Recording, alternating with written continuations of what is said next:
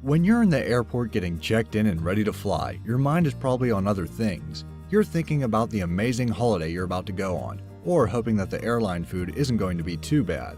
You're probably not wondering why the airport is designed the way it is. The fact is, in airports, nothing is an accident. Everything you see in an airport has a purpose. Here's our top 10 ways airports are designed the way they are and why. Amazing! Number 10. Signs.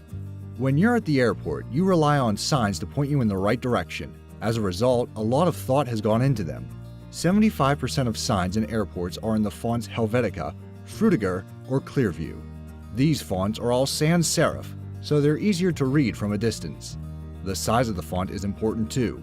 Guidelines say every inch of height added to a letter adds an extra 40 feet to its visibility. So a 3-inch high letter would be visible from 120 feet away. Many airports have their own house style of signs, such as a specific shape or color scheme. This subliminally keeps the traveler on the right track. If the signs look different, you're probably in the wrong place. Finally, new airports tend to be designed with big windows which let in a lot of natural light. I'll explain why later. This means that LED screens showing flight information have to be very high powered, so travelers can read them easily. Number 9. Walkways. As you'll see, the reason for many of these designs being the way they are is to prize as much money out of the traveler as possible. Airport designers try every trick in the book to try and get us to spend when we're about to fly. One especially sneaky trick is installing walkways that curve from right to left. The reason for this is that most humans are right-handed. Most countries drive on the right, and we spend more time looking right than left. If you're right-handed, you will pull your suitcase with your right hand, and will involuntarily walk to your left because of the imbalance. So, if the walkway curves to the left, it's easier for you to walk on it. Plus, if the shops are on the right side, your head will turn that way and you're more likely to see them and buy things. Deviously clever. Number 8. The Golden Hour. Still on money making, let's explain the concept of the Golden Hour. The Golden Hour is what airport managers call the first hour after you've cleared security. You've checked in your luggage, and you've completed the queuing and rigmarole of going through security. You feel like the weight is off your shoulders. This is the hour when you may want to spend some serious money, and the airports want to make it as easy for you as possible. Sometimes, however, their methods stray into the realms of subliminal coercion. The shops use black glittery floor tiles that draw the eye. In Birmingham Airport, they even use these tiles to lead you past the duty-free shop. Also, in many airports, the first shop you see once you clear security is the duty-free and the perfume section. This is because in those precious euphoric first few seconds of the golden hour, they want you to see the products with the biggest profit margin, expensive designer perfume. Number 7. Windows and lights. Modern airports tend to be designed with lots of glass, such as this one in Indianapolis. Everywhere you turn in new airports, there are huge windows, especially once you're through security, where you can usually look straight onto the tarmac. There are a number of reasons for this trend. Firstly, people like natural light. It's de-stressing. Secondly, according to research in the retail sector, natural light makes you more likely to buy things. Finally, it helps people find their way. One of the main aims of airport design is wayfinding, helping people navigate their way from the door to check in, through security, to their gate, and onto the plane as easily as possible. A big window telling you where the planes are seems to really help with that. In fact, anything that can help with wayfinding is popular with airport designers. See how in Atlanta's Hartsfield-Jackson Airport, the lights point the way from the entrance to the check-in desk, reflecting off the tiled floor so you can follow them easier. Even the check-in desks are slanted, acting as an arrow pointing to the security zone. You're subliminally moved in the right direction. Number 6. Departures and arrivals. In most airports, certainly the larger and more modern ones, arrivals is on the ground floor and departures is on the floor above. The main reason why this design works is gravity.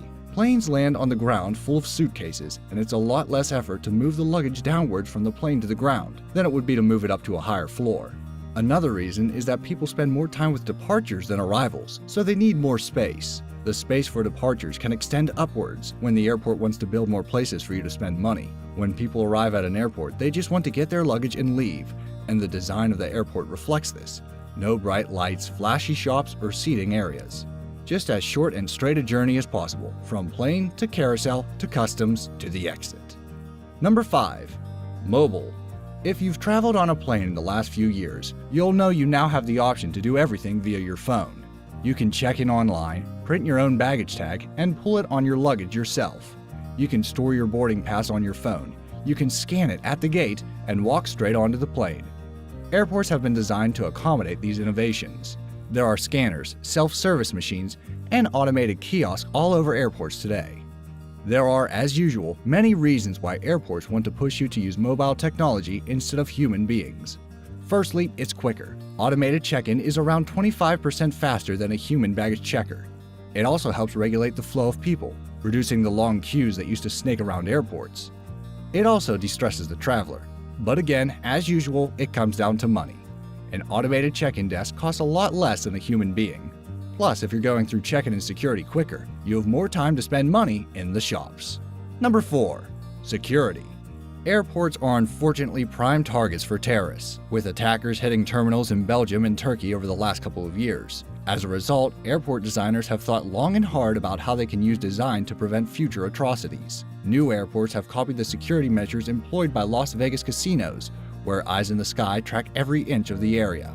Gone are the smaller partitioned terminals and columns where people or things can be hidden. Nowadays, airport terminals are wide open spaces where it's hard to do something and not be spotted. The only exception is the customs area, once you've collected your luggage and are trying to leave the airport. In airports like Heathrow and Cape Town, those areas are designed to be narrow and curly, like a slalom course. This is so people who may be carrying something they shouldn't can't run through customs without being spotted by the guards. It also creates a subliminal feeling of being enclosed. If someone is nervous, they may show it in their movements or facial expressions, and the guards will pick up on that. Number 3. Floors. Even the floors in airports are designed for a purpose. Firstly, there's wayfinding. In Atlanta, the floor tiles at check-in are colored to lead you through the airport to the ticket counters. In Heathrow, when you get to a place where the traveler has to do something, such as check-in or security, the tiles are colored gray. Psychologically, gray is a neutral and impartial color, neither happy nor sad. It subliminally tells you that it's time for business. Then you have the use of carpeting. When you're walking on the walkway to your gate, the floor is always hard. When you reach the gate, it's always carpeted, with seating freely available. This has 2 purposes. When you see carpet and chairs, you subconsciously feel relaxed. This is a good way to feel before you get on a long flight. Also, it tells people where to sit for maximum efficiency. People don't sit on the hard floor, getting in the way of people walking past. Number 2. Art. Have you ever wondered why modern airports often contain giant works of art, like this one in Vancouver, or this one in Heathrow? There are many reasons. Firstly, they give a good impression of the airport to people as they enter the country. An airport is the gateway to the nation, and first impressions last. Secondly, they help with wayfinding. Where's the easiest place to meet your friend at Sacramento Airport before your holiday? Under the giant rabbit, of course. Another way airports herd you is using travelators. They're not new. Moving walkways have been in airports since 1958. Travelers like them because they take the strain out of walking to your gate, even though they're not much faster than walking pace. However, they also regulate the amount of people arriving at the gate, stopping a huge rush of people turning up at the same time. It's a human motorway. Number 1. Queues. When you go to the airport, you're going to have to queue. It's a fact of life. No one likes to queue, except maybe the British. When people queue, their stress levels rise. They get anxious. That's not the kind of mood you want to be in an airport. In an attempt to make the queuing slightly more bearable, most airports now operate a single queuing system.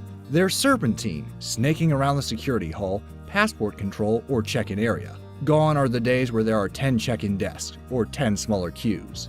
The reason for this is that it's fairer. The first people who join the queue are the first to be attended to. It relieves anxiety, as you're not looking at the other queues wondering whether you should have joined a different one. It stops queue jumping and people swapping around between the lines, causing arguments and accidents. All in all, it makes the queue a better place. Which design element did you find the most interesting? Can you think of any more? Leave me a comment down below to let me know. Also, if you enjoyed this video, make sure to subscribe and click that bell icon to stay updated. Thanks for watching.